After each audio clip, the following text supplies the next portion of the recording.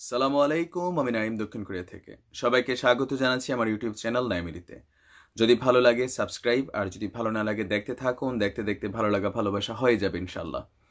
তো দর্শক, লিবিয়া, আজকে আমাদের পুরো ভিডিও জুড়ে কয়েকটা ইনফরমেশন থাকছে যে বাংলাদেশের যেই ২৬ জন মারা গিয়েছেন, বাংলাদেশি ভাই গতকালকে শহীদ হয়েছেন, তাদের পরিচয় থাকছে আজকের ভিডিওতে। তারা কে, কোন এলাকার বাসিন্দা, আর কিভাবে এই নারকীয় হত্যাকাণ্ড ঘটলো, সেই ২৬ জন সহ আরো যে যারা আহত হয়েছেন ১১, টোটাল ৩৭ জন, আটক হয়েছিলেন ৩৮ জন। একমাত্র বেঁচে যাওয়া বাংলাদেশের যে ব্যক্তি, তার কাছ থেকে পাওয়া তথ্য আর যারা তার সাথে যোগাযোগ করেছেন তাদের তথ্যের ভিত্তিতেই আজকের এই ভিডিওতে থাকছে। আর ভিডিও শুরুর আগে একটা ছবি অনেকে ইনবক্স করেছেন পেজে যে ভাই এই ব্যক্তি নাকি মানুষকে সবাইকে হত্যা করছে। না, তিনি ওই ব্যক্তি না, এটা একটা ফালতু এবং কি ভুয়া একটা খবর যারা বলছেন।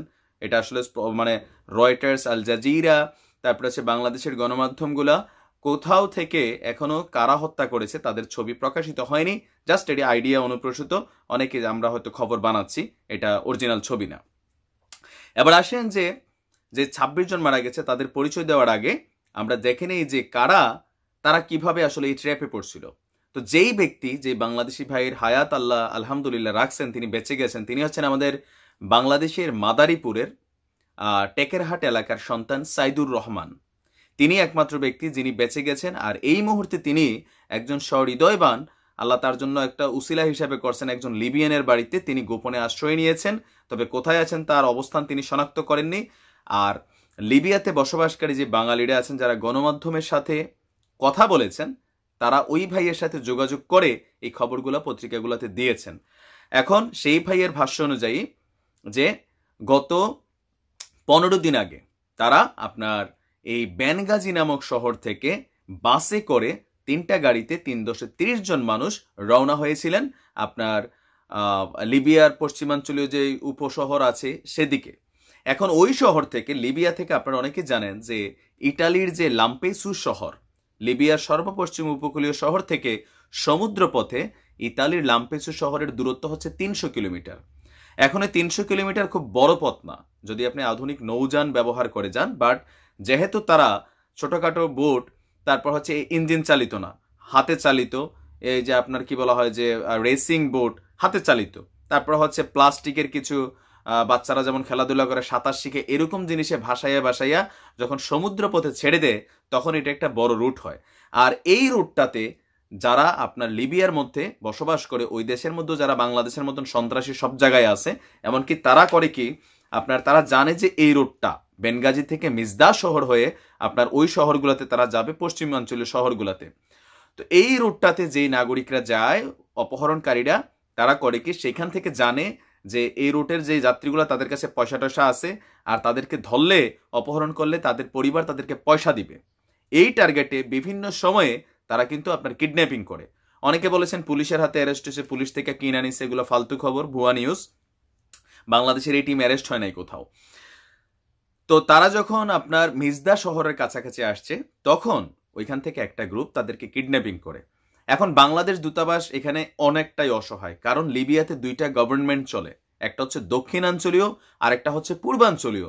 আর বাংলাদেশের দূতাবাস দোনো শহরের দোনো সরকারের সাথেই আপনার সামঞ্জস্য রেখে চলতে গেলেও কিডন্যাপিং যারা করে তাদের কাছে সরকার ওই দেশের অসহায়, যার কারণে দূতাবাসের খুব বেশি যে কিছু করার সুযোগ আছে, আসলে এটা আপনিও ভালো করে বোঝেন, এটা তত কিছু করার নেই। কারণ একটা সরকার হলে অনেক সময় সম্পর্কটা জোরদার হয়, এখন দুইটা সরকার, যার কারণে একটু দূরত্ব আছে। এখন সেইখান থেকে তাদেরকে যখন কিডন্যাপিং করে, তাদের মধ্যে 4 জন সুদানের নাগরিক ছিল, সূত্র হচ্ছে আল জাজিরার।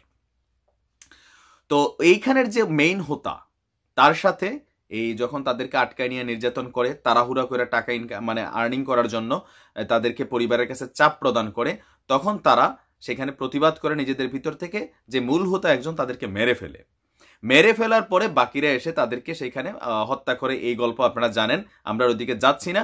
তো আমরা এখন চলে যাচ্ছি যে আপনার কারা আসলে সেইখানে নিহত হয়েছেন, তাদের পরিচয়গুলো দিচ্ছি। তো সর্বপ্রথম হচ্ছে আপনার আমাদের এই ঘটনায় যিনি সাক্ষী দিয়েছেন, মানে যার তথ্যসূত্র অনুযায়ী আমরা বলছি, সংবাদ মাধ্যমগুলো থেকে আসছে, ২৬ বাংলাদেশির মধ্যে ২৪ জনের অলরেডি পরিচয় পাওয়া গেছে। এর মধ্যে কয়েকটা শহরের মানুষ আছে। এর মধ্যে আপনার সবচেয়ে বেশি হচ্ছে ভৈরবের আর দ্বিতীয় হচ্ছে আপনার মাদারীপুরের বাসিন্দা। এই দুই এলাকার সবচেয়ে বেশি বাসিন্দা এখানে আছে।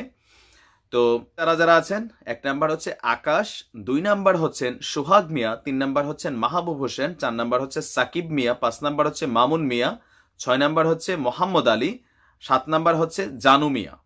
এই হচ্ছে এখানে 7 জন।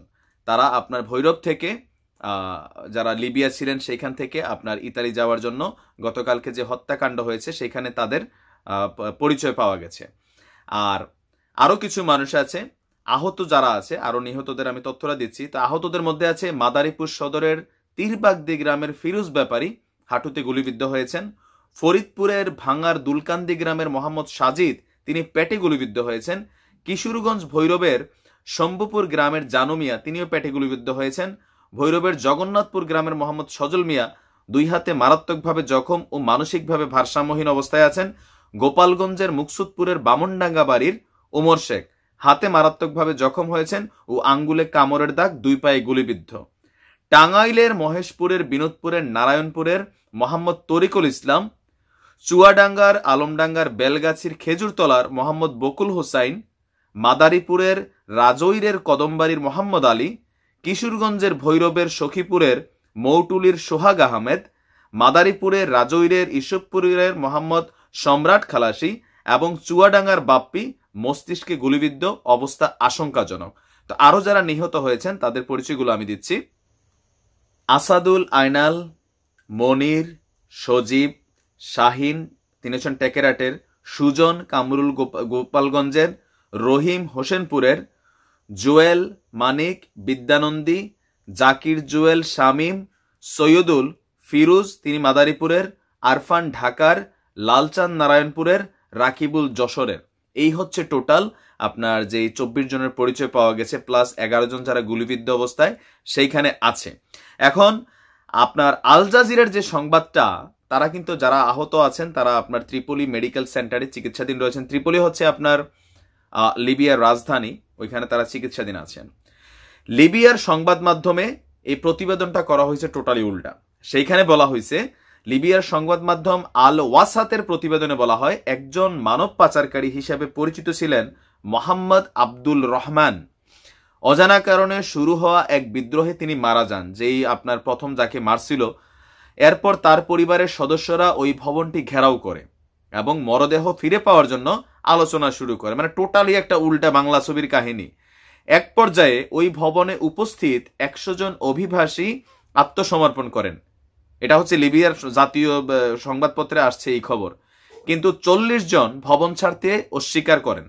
এরপর ওই ভবনে ভারী অস্ত্রশস্ত্র ও রকেট দিয়ে হামলা করার পর ভবনের ভেতরে থাকা ব্যক্তিরা নিহত হন। আর প্রতিবেদনটিতে দেওয়া তথ্যগুলো অন্য কোনো সূত্র থেকে এই তথ্যের যাচাই করা সম্ভব নয়। এটা হচ্ছে সূত্র আল জাজিরা। মানে লিবিয়ার সরকার খবরটারে টোটালি উল্টা প্রচার করছে, যে মানব পাচারকারী হিসাবে ওই যে যার নাম বলা হয়েছে তারে, যারা আপনার বিদেশ যাইতে নিয়েছিল তারাই মাইরা ফেলছে, মাইরা তারা লাশ দিচ্ছিল না। এখন কারা ওইখানে আক্রমণ করছে তারা ওইটা বোঝাচ্ছে যে ওই লাশ নেওয়ার জন্য তারা আসলে বাধ্য হয়ে আক্রমণ করে মারা গেছে। তো যাই হোক, মেইন খবরটা হচ্ছে এটা। যাওয়ার আগে আপনাদের উদ্দেশ্যে একটা কথা না বললেই না, ভাই টাকা পয়সা আমারও দরকার, আপনারও দরকার, সবারই দরকার। বৈধ পথে বিদেশ যান, সৌদি আরবে যান, ওমানি যান, দুবাই যান, উটের জকি মরুভূমিতে কাজ করেন, জীবন থাকবে, বাইচে আছেন। অবৈধ পথে টাকার লোভে যারা এই রাস্তাগুলোয় যাচ্ছেন, আপনি খবর হয়ে যাচ্ছেন। আল্লাহ না করুক কালকে হয়তো আপনাকে নিয়ে আমাদের খবর বানাইতে হইতে পারে, সাবধান হন। বেশি লোভ ভালো না, লোভটা সবাই করি আমরা, বাট আপনার যতটুকু যোগ্যতা ততটুকুর উপরে আপনি লোভ করেন। আর আপনি যদি পড়ালেখার বয়সে পড়ালেখা না করেন, ফাইজলামি করেন, রাজনীতি করেন, ওই এই নেতার লাগে ওই নেতার লাগে যে মারামারি করেন, পরে যখন মামলা টামলা খান, সরকার ক্ষমতায় থাকে না, বিদেশে দৌড় দেন। পড়ালেখার বয়সে পড়ালেখা করেন না, আজাইরা কাজকর্ম করেন, পরবর্তী সময় বৈধ পথে বিদেশ যখন আপনাদের জন্য সুযোগ না থাকে, অবৈধ পথগুলাকে আপনারা বেছে নেন। সূত্র অনুযায়ী, তথ্য অনুযায়ী সবচেয়ে বেশি ইউরোপে এই আরব সাগরগুলারে পাড়ি দিয়া, মানে এই ভূমধ্য সাগর পাড়ি দিয়া যারা যায়, শীর্ষ 5টা দেশের মধ্যে বাংলাদেশ হচ্ছে একটা দেশ। যারা ওইখানে অবৈধভাবে ওই রুট দিয়ে, লিবিয়ার এই রুট দিয়া সবচেয়ে বেশি যেই দেশের মানুষ যায়, 5টা দেশের মধ্যে বাংলাদেশ একটা দেশ। আর মৃত্যুহারের মধ্যেও 10টা দেশের মধ্যে বাংলাদেশ একটা দেশ। যারা এই রুটে দিয়া আপনার ইতালিতে যাইতে নিয়ে বা গ্রিস যাইতে নিয়ে বা ইউরোপ যাইতে নিয়ে আপনার আসলে সবচেয়ে বেশি মারা যায় 10টা দেশের মধ্যেও একটা বাংলাদেশ। 100 জনের মধ্যে 90 জন হয়তো পৌঁছে যায়, 10 জন তো মারা যায়। আল্লাহ না করুক আপনিও সেই 10 জনের যে কোনো একজন তো হয়ে যেতে পারেন, তাই না? নিজের জীবনকে ভালোবাসেন আর পরিবারের কথা চিন্তা করেন। এরকম রিস্ক ভাই পাগল ছাড়া কোনো মানুষ না। দালালরা অনেক মিষ্টি কথা বলে। সাবধান থাকুন, ভালো থাকুন। আসসালামু আলাইকুম।